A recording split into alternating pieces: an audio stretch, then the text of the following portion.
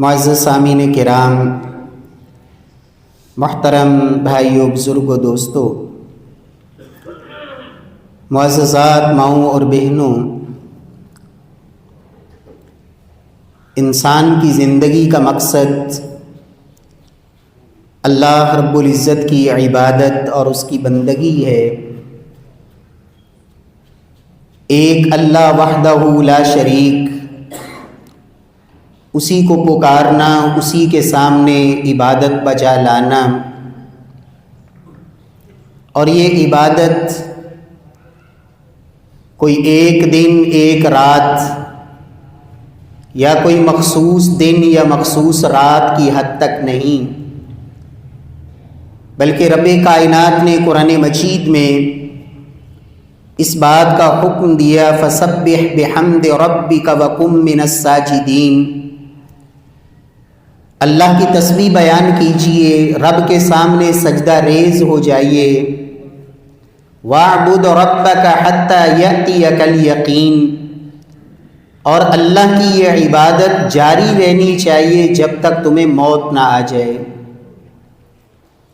پیارے بھائیوں، شیطان جو انسان کا ازلی اور ابدی دشمن ہے، وہ اپنی دشمنی کو پورا کرنے کے لیے مختلف حربے اور مختلف طریقے اختیار کرتا ہے۔ شیطان اس کا انسان کے اوپر سب سے پہلا وار یہ ہوتا ہے کہ اسے اللہ کی توحید سے ہٹا کے شرک کی طرف لے جائے، اس لیے کہ شرک سے بڑا دنیا میں کوئی گناہ نہیں، اور شرک ایسا گناہ ہے کہ جس کی موجودگی میں باقی عبادات کی بھی کوئی ویلیو نہیں۔ مشرک انسان کے اوپر رب کائنات نے جنت کو حرام کر دیا ہے، اور شرک اتنا بڑا گناہ ہے کہ جس گناہ کی رب کائنات کے ہاں توبہ کے علاوہ کوئی معافی نہیں۔ اس لیے شیطان سب سے پہلا وار انسان کے اوپر یہ کرتا ہے کہ اسے شرک کی طرف لے جائے، اور اگر اس حربے میں وہ کامیاب نہ ہو تو پھر شیطان کا دوسرا وار ہوتا ہے کہ انسان کو بدعات کی طرف لے کے جائے، سنت سے ہٹا کے محبوب کبریا کے طریقے سے دور کر کے دین کے نام پر، عبادت کے نام پر، اللہ کے تقرب اور قرب الہی کے نام پر، عبادت کے رنگ میں وہ انسان سے ایسے کام کرواتا ہے کہ جس کام کا محمد الرسول اللہ صلی اللہ علیہ وسلم نے حکم نہیں دیا ہوتا۔ قرآن مجید میں رب کائنات نے اس کام کے کرنے کا کوئی ذکر نہیں کیا، اللہ کے رسول کی پوری زندگی میں وہ عمل موجود نہیں ہوتا، صحابہ کرام نے وہ عمل اللہ کے نبی سے نہ سیکھا، نہ کیا، نہ اس کو بیان کیا، لیکن شیطان اس کو اتنا مزین کرتا ہے، اتنا خوبصورت بناتا ہے کہ انسان اس کی رنگ میں اس قدر رنگا جاتا ہے کہ وہ سنت وہ پیچھے رہ جاتی ہے جو اصل سنت ہوتی ہے، اور بدعت سنت کے اوپر غالب آ جاتی ہے۔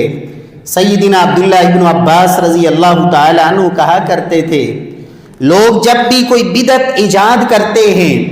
تو اللہ رب العزت بطور سزا ان سے ایک سنت چھین لیتے ہیں،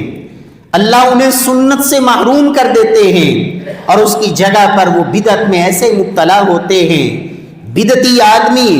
اسے کبھی بھی توبہ کی توفیق نہیں ہوتی، اس لیے کہ اس نے بدعت کو کیا ہی نیکی کے رنگ میں ہوتا ہے۔ انسان جس نے گناہ کیا ہوتا ہے، جتنا بڑا گناہ کیوں نہ ہو، کسی نہ کسی دن اسے رب سے حیا آتی ہے، شرم آتی ہے، خوف اور ڈر آتا ہے، انسان اپنے اس گناہ سے توبہ کر لیتا ہے، لیکن جس کو اس نے کیا ہی نیکی کے رنگ میں ہو، اس سے کبھی بھی وہ زندگی میں توبہ نہیں کرتا۔ اس لیے بدعت اتنا بڑا گناہ ہے کہ نبی کائنات صلی اللہ علیہ وسلم ہر اپنے خطبے کے اندر، کوئی ایسا خطبہ نہیں تھا محمد الرسول اللہ صلی اللہ علیہ وسلم کا جس خطبے میں چاہے وہ خطبہ حج ہو، چاہے وہ مینا کا خطبہ، چاہے عرفات کا خطبہ، چاہے وہ مسجد نبوی کے خطبے، چاہے وہ نکاح کا خطبہ، چاہے وہ عید کا خطبہ، چاہے صلاۃ الاستسقاء میں خطبہ، صلاۃ العیدین میں خطبہ، ہر خطبے میں محمد الرسول اللہ صلی اللہ علیہ وسلم یہ اعلان کیا کرتے تھے، لوگو ان خیر الہدی ہدی محمد صلی اللہ علیہ وسلم، لوگوں محمد الرسول اللہ صلی اللہ علیہ وسلم سے بہترین طریقہ، خوبصورت طریقہ کائنات میں کسی کا نہیں۔ خیر الہدی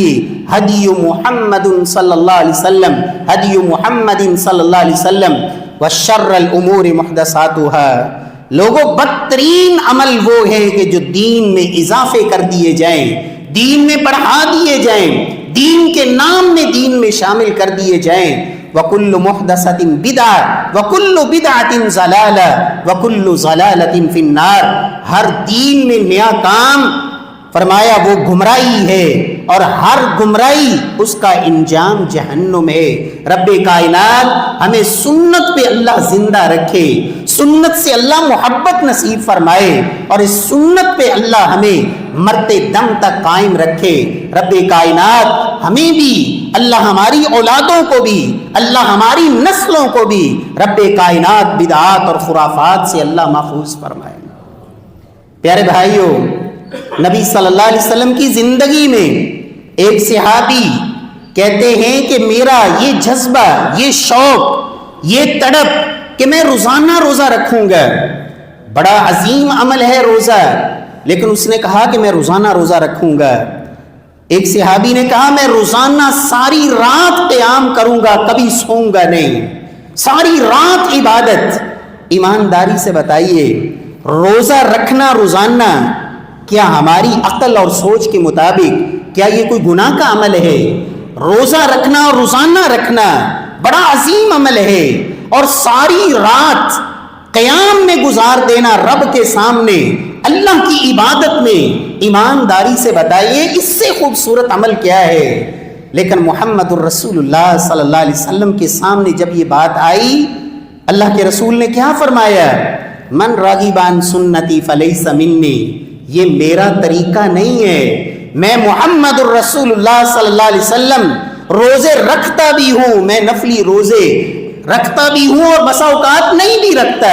میں راتوں کو قیام بھی کرتا ہوں اور میں رات کو آرام بھی کرتا ہوں۔ جس نے بھی میں محمد الرسول اللہ کے طریقے سے منہ موڑا فلیس منی، اس کا میں محمد الرسول اللہ صلی اللہ علیہ وسلم کے ساتھ کوئی تعلق نہیں۔ پیارے بھائیوں، ماہ شعبان یہ بڑا ایک عظیم مہینہ ہے۔ نبی صلی اللہ علیہ وسلم نے اس مہینے کے حوالے سے خاص طور پر آپ نے جو فرمایا، اللہ کے رسول صلی اللہ علیہ وسلم کا ایک عمل جو اس مہینے میں ہمیں ملتا ہے، اور صحیح حدیث میں، صحیح بخاری اور مسلم کی حدیث، حق تو یہ ہے کہ محمد الرسول اللہ صلی اللہ علیہ وسلم سے محبت کا تقاضا یہ ہے، آپ کا امتی ہونے کا حق یہ ہے کہ جب میرے اور آپ کے سامنے اللہ کے رسول کا کوئی عمل آئے، ہمارے اندر شوق بڑھے، جذبہ بڑھے کہ اللہ کے رسول کا طریقہ تھا، میں یہ کام کرنے کے لیے تیار ہوں۔ ہمارے اندر یہ شوق، یہ جذبہ، یہ لگن کہ اللہ کے رسول نے یہ کام اس مہینے میں کیا ہے، میرا یہ مہینہ نہیں گزرنا چاہیے جب تک میں یہ عمل کر نہ لوں جو محمد الرسول اللہ صلی اللہ علیہ وسلم نے کیا ہے۔ آپ صلی اللہ علیہ وسلم کیا کرتے تھے اس مہینے میں؟ صدیقہ کائنات سیدہ عائشہ طیبہ طاہرہ ام المؤمنین صدیقہ کائنات بیان کرتی ہیں کہ اللہ کے رسول صلی اللہ علیہ وسلم کو میں نے کسی مہینے میں اس قدر کثرت سے نفلی روزے رکھتے نہیں دیکھا جس کثرت سے محمد الرسول اللہ صلی اللہ علیہ وسلم اس شعبان کے مہینے میں آپ نفلی روزے رکھا کرتے، اتنے روزے رکھتے شہرین متتابعین، بسا اوقات تو رمضان کے ساتھ اس شعبان کے پورے مہینے کے روزے، مسلسل روزے، اللہ کے نبی صلی اللہ علیہ وسلم اس پورے مہینے میں کثرت سے روزے رکھتے۔ سیدہ عائشہ رضی اللہ تعالی عنہا فرماتی ہیں کہ اللہ کے نبی صلی اللہ علیہ وسلم کا یہ عمل، اور سیدنا اسامہ بن زید سنن نسائی میں حدیث موجود ہے، کہتے ہیں میں نے بھی دیکھا کہ اللہ کے رسول اس مہینے میں کثرت سے روزے رکھ رہے ہیں، روزہ روزہ روزہ، اکثر روزہ۔ تو میں نے پوچھ لیا یا رسول اللہ صلی اللہ علیہ وسلم، آپ اس مہینے میں اس کثرت سے نفلی روزے کیوں رکھ رہے ہیں؟ نبی صلی اللہ علیہ وسلم نے فرمایا کہ یہ وہ مہینہ ہے، اس سے پہلے مہینہ ہے رجب کا، جو حرمت والے 4 مہینوں میں سے ایک مہینہ تھا، اس میں بھی لوگ بڑا اہتمام کرتے ہیں، خاص طور پر اس کے احترام کے حوالے سے، اور اس کے بعد والا مہینہ یہ رمضان کا مہینہ ہے، اور اس مہینے میں بھی خاص طور پر بڑی عبادات کا اہتمام ہوتا ہے۔ یہ رجب اور رمضان کے درمیان یہ شعبان کا مہینہ ایسا ہے جس میں اکثر لوگ غفلت کا شکار ہوتے ہیں،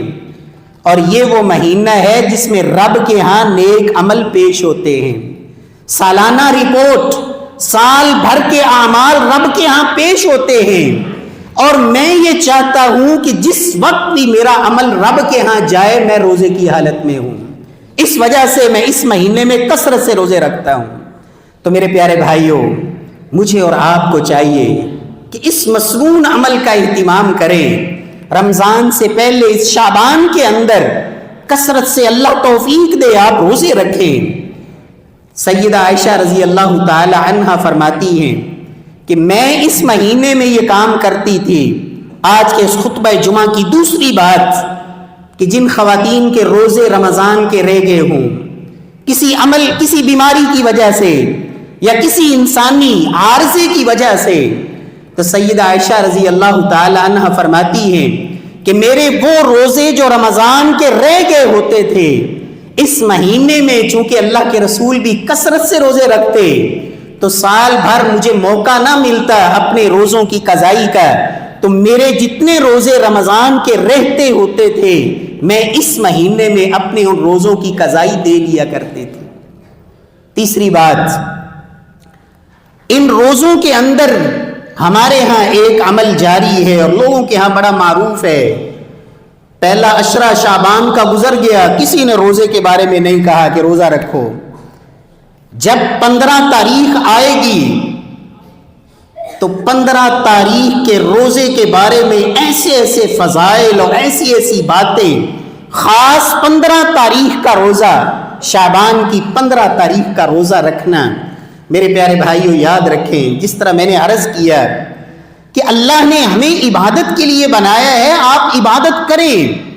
جن عبادات کی رب نے اجازت دی ہے، آپ ذکر کریں، آپ نوافل پڑھیں، آپ تلاوت کریں، آپ صدقہ خیرات کریں، لیکن کسی دن کو خاص کر کے یا کسی رات کو خاص کر کے عبادت کرنا، یہ دین کے اندر وہ اضافہ ہے جو محمد الرسول اللہ صلی اللہ علیہ وسلم پر رب نے جو دین اتارا اس کے اندر اس کا وجود نہیں۔ الیوم اکملت لکم دینکم واتممت علیکم نعمتی ورضیت لکم الاسلام دینا۔ سورہ مائدہ کے پہلے رکوع میں 6 پارے میں رب نے کہا لوگوں میں نے دین مکمل کر دیا۔ اب مکمل کا مطلب ہے اس میں کوئی اپنی مرضی سے اضافہ نہیں۔ امام مالک رحمہ اللہ، امام اہل سنہ، امام دار الہجرہ، امام مالک کہا کرتے تھے من ابتدع فی الاسلام بدعہ یراہا حسنا فقد زعم ان محمدا صلی اللہ علیہ وسلم خان الرسالہ لأن اللہ یقول اليوم اکملت لکم دینکم واتممت علیکم نعمتی ورضیت لکم الاسلام دینا فما لم یکن یومئذ دینا لم یکن اليوم دینا۔ فرمایا کرتے تھے جو بندہ دین میں کوئی اضافہ کرتا ہے، دین کے نام میں دین میں اضافے کی کوشش کرتا ہے، وہ زبان سے کہے یا نہ کہے، اس کا یہ اضافہ اس بات پر دلالت کرتا ہے کہ نعوذ باللہ ثم نعوذ باللہ کہ یہ شخص محمد الرسول اللہ صلی اللہ علیہ وسلم پر خیانت کا الزام لگا رہا ہے۔ کیوں کہ رب نے کہا میں نے دین مکمل کر دیا، اور محمد الرسول اللہ صلی اللہ علیہ وسلم کو حکم تھا بلغ ما انزل الیک من ربک، کہ رب نے جو آپ پر اتارا ہے آپ آگے امت تک پہنچائیے۔ اللہ نے دین مکمل اتارا، محمد الرسول اللہ صلی اللہ علیہ وسلم کو مکمل دین امت کو آگے پہنچانے کا حکم تھا۔ یہ بدعتی آدمی دین میں بدعت جاری کر کے محمد الرسول اللہ صلی اللہ علیہ وسلم پر نعوذ باللہ خیانت کا الزام لگا رہا ہے کہ رب نے تو دین پورا دیا تھا اور محمد الرسول اللہ نے وہ دین ہمیں آگے پورا نہیں دیا۔ میرے پیارے بھائیوں، اللہ کے رسول صلی اللہ علیہ وسلم سے خاص طور پر 15 شعبان کو خاص اس دن کا روزہ رکھنا، آپ یہ احادیث کثرت سے سنتے رہتے ہیں۔ جمعے کا دن بے شمار فضائل اس دن کے بارے میں صحیح احادیث سے ثابت ہیں، بے شمار فضائل۔ اور اس جمعے کی رات، جمعے کا دن، یہ ایک بڑی فضیلت والے دن اور رات ہے، لیکن اللہ کے رسول صلی اللہ علیہ وسلم نے فرمایا کہ لوگوں اس دن اور اس رات کو اپنی مرضی سے، کہ آپ کا عام راتوں کا معمول نہیں ہے تہجد پڑھنے کا، اور جمعے کی رات کو آپ تہجد کے لیے کھڑے ہو جائیں کہ آج چونکہ جمعہ رات ہے، آپ کا عام معمول نہیں ہے نفلی روزے کا، آپ کہو آج جمعے کا دن ہے لہٰذا میں روزہ رکھ لیتا ہوں۔ اللہ کے رسول نے اسے حرام قرار دیا، منع کیا۔ لوگوں جمعے کی رات کو خاص نہ کرو قیام کے لیے، اور جمعے کے دن کو خاص نہ کرو روزے کے لیے۔ ہاں ایک شخص کا عام روٹین کا معمول ہے، وہ باقی راتوں میں بھی قیام کرتا ہے، وہ جمعرات کو بھی قیام کرے، وہ نفلی روزہ اس نے جمعرات کا رکھا ہے، جمعے کا بھی رکھنا چاہتا ہے وہ رکھ سکتا ہے، لیکن خاص کر لینا عبادت کے لیے اس سے اللہ کے رسول نے منع فرمایا۔ اور جس دن کی خاص فضیلت ثابت ہی نہیں، آپ اس کو روزے کے لیے خاص کر دیں، یہ دین میں کتنا بڑا اضافہ اور کتنی بڑی جرأت ہے۔ میرے پیارے بھائیوں، اس مہینے میں آپ کثرت سے روزے رکھیں، سوموار کا روزہ رکھیں، جمعرات کا روزہ رکھیں، ایام 20 کے روزے اللہ کے رسول رکھا کرتے تھے ہر مہینے میں، 13، 14، 15 تاریخ ایام 20 کے روزے آپ رکھیں، لیکن صرف خاص 15 تاریخ کا روزہ رکھنا اس وجہ سے کہ یہ دن باقی دنوں سے زیادہ فضیلت والا ہے۔ میرے پیارے بھائیوں، یہ وہ عمل ہے محمد الرسول اللہ صلی اللہ علیہ وسلم نے جس کے بارے میں اعلان کیا، من عمل عملا لیس علیہ امرنا فہو رد، جو کوئی بھی ایسا عمل کرے جس پہ ہمارا طریقہ، ہمارا اسوہ، ہمارا نمونہ موجود نہیں ہے، فہو رد، وہ عمل رب کے ہاں مقبول نہیں بلکہ مردود ٹھہرتا ہے۔ چوتھی بات کہ شعبان کی 15ویں رات کو عبادت کے لیے خاص کرنا، قیام کے لیے۔ اور میرے پیارے بھائیوں، آپ سنیں گے بے شمار ایسی باتیں کہ یہ رات بڑی فضیلت والی رات ہے۔ اللہ کے نبی کے دنیا سے جانے کے 400 سال تک اس رات میں خاص عبادت کا کوئی تصور نہیں تھا۔ 5ویں صدی ہجری میں ابن ابی الحمراء نامی ایک شخص، اس نے یہ بدعت جاری کی صلاۃ الالفیہ کے نام سے کہ 1000 رکعت پڑھنی ہے اس رات کے اندر، بعض نے کہا 100 رکعت اور بعض نے 14 اور بعض نے 10، یہ اپنی مرضی سے یہ عبادت اس خاص رات کے اندر، اور پھر اس کے فضائل اتنے گھڑے، اتنے من گھڑت باتیں بیان کی اللہ کے نبی کی طرف منسوب کر کے کہ اگر کوئی شخص لوح محفوظ میں وہ جہنمی لکھا ہوا ہو، اس رات کو عبادت کر لے تو وہ مٹا کے جنتی لکھ دیا جاتا ہے۔ اتنا بڑا مبالغہ، اور اس مبالغے نے امت کو کیا اثر ڈالا۔ بہت سارے لوگ سال بھر ان کو کوئی شعور نہیں ہوتا کہ ہم نے مسجد میں جانا ہے، ہم نے فرض نماز پڑھنی ہے، ہم نے قرآن پڑھنا ہے، ہم نے ذکر کرنا ہے، بس ان کو کچھ چند راتیں ایسی بتا دی گئی ایسے مبالغے کے ساتھ کہ بس یہ رات، یہ شعبان کی 15ویں رات، رمضان کی 27ویں رات، اور رجب کی کوئی ایک رات، اور اسی طرح کوئی 12 ربیع الاول کی رات، کوئی محرم کی ایک آدھی رات، یہ 4-5 راتیں آپ عبادت کر لو، پھر پورا سال جو مرضی کرو۔ میرے پیارے بھائیوں، یہ محمد الرسول اللہ صلی اللہ علیہ وسلم کا بتایا ہوا دین نہیں ہے۔ اللہ رب العزت ہمیں سنت کے مطابق اللہ زندگی گزارنے کی توفیق بخشے۔ اس رات کو خاص طور پر عبادت کرنا، ہاں ایک بندے کا پہلے تہجد کا معمول ہے، وہ اس رات بھی اپنے عبادت جاری رکھے۔ ایک بندے کا پہلے رات کو ذکر کرنا، تلاوت کرنا، صدقہ خیرات کرنا، یہ عبادات اس کا معمول ہے، وہ اپنی اس عبادت کو جاری رکھے، لیکن خاص اس رات کا قیام۔ اور 5ویں بات، شب برات کا ایک تصور کہ یہ جی شب رات اور شب برات، میرے پیارے بھائیوں، پہلی بات یہ ہے کہ یہ جو مرکب ہے شب برات، یہ عربی کا لفظ نہیں ہے، شب فارسی کا لفظ، برات عربی کا لفظ، یہ کہاں سے لیا گیا ہے؟ قرآن کی اس آیت کو بنیاد بنایا گیا سورۃ الدخان، انا انزلناہ فی لیلۃ مبارکہ انا کنا منذرین فیہا یفرق کل امر حکیم، کہ اللہ نے فرمایا کہ ہم نے قرآن کو برکت والی رات میں اتارا، اور یہ برکت والی رات وہ ہے جس میں ہر چیز کا فیصلہ کیا جاتا ہے۔ میرے پیارے بھائیوں، آپ مفسرین کی آراء کو پڑھیں، قرآن کی دوسری آیات کو دیکھیں، یہاں اللہ نے کہا ہم نے قرآن کو برکت والی رات میں اتارا، قرآن کے اندر ہی رب نے بتا دیا کہ وہ برکت والی رات کون سی ہے، انا انزلناہ فی لیلۃ القدر، لوگوں ہم نے قرآن کو قدر والی رات میں اتارا، اور یہ قدر والی رات کہاں ہے؟ قرآن میں ہی رب نے تیسری جگہ بتایا، شہر رمضان الذی انزل فیہ القرآن، لوگوں قرآن برکت والی رات میں اترا، قرآن قدر والی رات میں اترا، اور قرآن رمضان کے مہینے میں اترا۔ معلوم یہ ہوا یہ فیصلوں والی رات، یہ برکت والی رات، یہ لیلۃ القدر ہے جو رمضان کے اندر ہے، نہ کہ شعبان کے اندر ہے۔ یہ سراسر قرآن مجید کی صریح نصوص کی مخالفت کہ جی فیصلوں والی یہ رات ہے جس میں فیصلے لکھے جاتے ہیں، جی کیا کرنا چاہیے، آپ کا رزق بڑھے گا، آپ کی عمر بڑھے گی، اور بلکہ اس سے آگے لوگوں نے کہا کہ شعبان کی 15ویں رات ہے، اب اس رات میں تو روحیں بھی آتی ہیں، جو فوت ہو چکے ہوتے ہیں ان کی روحیں آتی ہیں، لہٰذا کیا کیا جائے، حلوہ پوری بنائی جائے۔ کیوں؟ اگر آپ حلوہ پوری نہیں بنائیں گے تو آپ کے مردوں کی جو روحیں آئیں گی وہ دیواریں چاٹیں گی، ان بیچاروں کو حلوہ پوری نہیں ملے گی تو وہ دیواریں چاٹیں گے، لہٰذا حلوہ پوری بناؤ، بہترین کھانے بنا کے تقسیم کرو، اور خوب جو ہے وہ ان دنوں کے اندر، اس رات کے اندر آپ خرچ کرو لوگوں کے اوپر، فقراء کے اوپر، اور بہترین کھانے بنا کے اپنے اہل و عیال کے اوپر وسعت کرو، لباس میں، کھانے پینے میں، ہر چیز میں۔ کیوں؟ جو رات اس میں آپ کریں گے پورے سال میں آپ کے رزق میں کسی طرح کی فراوانی ہوگی۔ یہ قرآن مجید کی کس آیت میں ہے؟ یہ محمد الرسول اللہ صلی اللہ علیہ وسلم کی کس آیت میں ہے؟ رب نے تو کہا جو چلے گئے وہ چیخ چیخ کے کہتے ہیں اللہ ایک دفعہ لٹا دے دنیا میں، اور قرآن یہ کہتا ہے کلا انہا کلمۃ ہو قائلھا ومن ورائہم برزخ الی یوم یبعثون، وہ چلاتے رہے، چیختے رہے،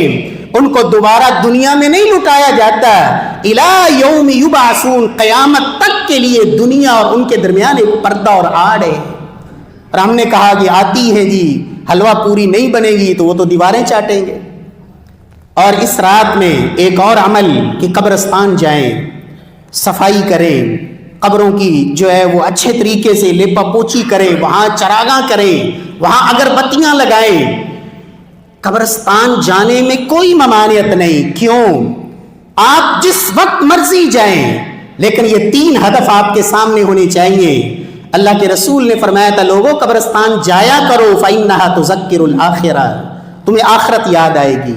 ترقق القلب، تمہارا دل نرم ہوگا، تزہد فی الدنیا، تمہیں دنیا کی حقیقت سمجھ آئے گی۔ آپ جب مرضی جائیں یہ ہدف لے کے جائیں، اور جو فوت ہو چکے ان کے لیے دعا کی غرض سے جائیں، لیکن اس رات کو خاص کر کے جانا، اور پھر وہاں مرد و زن کا اختلاط، اور ساری رات وہاں چراغاں اور وہاں لائٹنگ اور پتہ نہیں کیا کچھ، وہ قبرستان میں جو اصل جانے کا ہدف تھا کہ دنیا کی حقیقت سمجھ آئے اور موت یاد آئے اور آخرت یاد آئے، وہاں جا کے وہ سب کچھ بھول جاتا ہے۔ وہاں تو ایسی رنگ برنگی اور ایسی چیزیں کہ انسان حیران ہوتا ہے، وہ مرد و زن کا اختلاط، اللہ رب العزت اس سے محفوظ فرمائے۔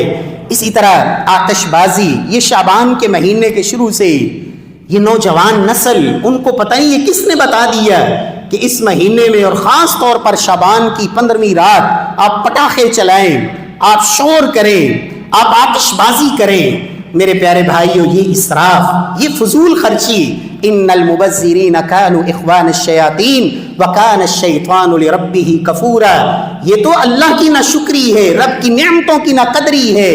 اور کتنے ایسے لوگ ہوں گے جو آپ کے شور شرابے کی وجہ سے، کتنے بیمار جو تکلیف میں، کتنے بزرگ جو ساری رات تکلیف میں۔ رب نے قرآن میں کہا جو مومنوں کو تکلیف دیتے ہیں، ایمان والوں کو تکلیف دیتے ہیں، رب کے ہاں بہت بڑے مجرم ہیں۔ اللہ رب العزت ہمیں بھی اور ہماری اولادوں کو بھی اللہ محفوظ فرمائے۔